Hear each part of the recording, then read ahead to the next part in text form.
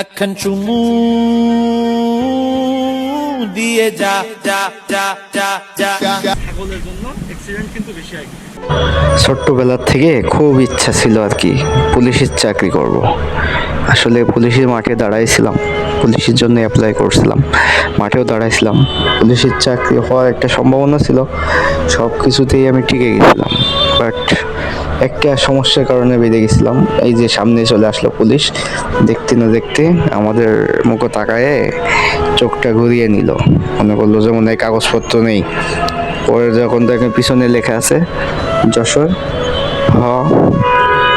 তারপর আর কিছু বললো না। আসলে পুলিশের চাকরি করার খুবই ইচ্ছা ছিল একটা সময়। পুলিশের মাঠের জন্য পাগল হয়ে যেতাম, কবে পুলিশের নিয়োগ দিবে, কবে দিবে। কিন্তু আসলে ভাগ্যবশত পুলিশের চাকরিটা হয় নাই।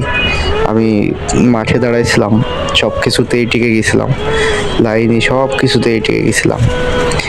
আসলে মানে পরিস্থিতি শিকার আসলে হয় না সবসময়, আসলে সব কিছু দ্বারা সম্ভব হয় না। আচ্ছা থাক বাদ দিয়ে, হ্যাঁ এখন হচ্ছে আপনার যে জায়গাটা যাচ্ছি ঝাপা বাউল, এটা আসলে খুব পপুলার একটা জায়গা, এত সুন্দর জায়গা। আসলে পানির উপরে ভেসে আছে, কিন্তু এই জায়গাটা অনেক রিক্সের উপরে চলছে। আসলে এই মানে ব্রিজটা অনেক ভালো ছিল, অনেক সুন্দর ছিল, কিন্তু আসলে একটা জিনিস কি ভালো করে দেখাশোনা না করলে, ভালো করে তার কাজটা না করলে আসলে নষ্ট হয়ে যায়। একটা সময় কিন্তু ভালোটা থাকে না। আজ থেকে 2 বছর আগে কিংবা 4 বছর আগে অনেক সুন্দর ছিল। আসলে সেই সময় সারা বিশ্বের ভিতরে একটা নাম করা জায়গা ছিল, এটা হচ্ছে ঝাপা বাউল। অনেক সুন্দর একটা জায়গা।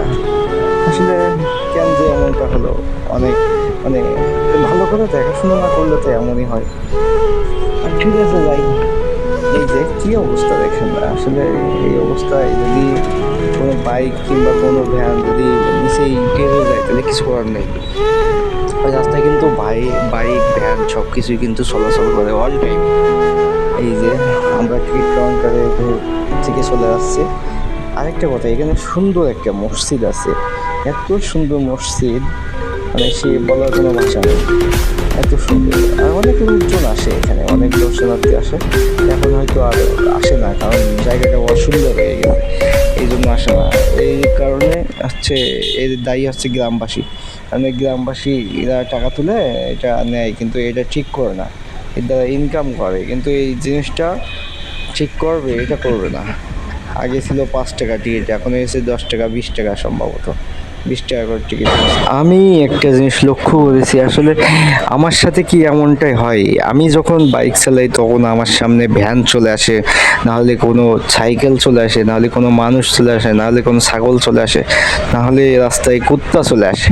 মানে এই জিনিসটা কি শুধু আমার সাথে হয় না, আপনাদের সাথে? কেউ যদি আসলে কারোর সাথে যদি এমনটাই হয়ে থাকে তাহলে একটু প্লিজ কমেন্ট করবে, কেন যে এমনটাই হয় বুঝি না। আসলে এই জিনিসটা খুবই খারাপ।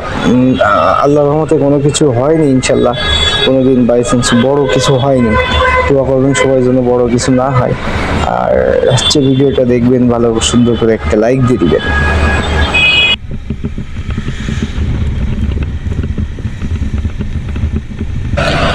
ভিডিওটা কেমন হয়েছে আসলে একটু কমেন্ট করবেন, কারণ এই ক্ষেত্রে আমি নতুন তো, আসলে সেইভাবে বুঝতে পারতেছি না কি হবে। প্লিজ কমেন্ট করবেন।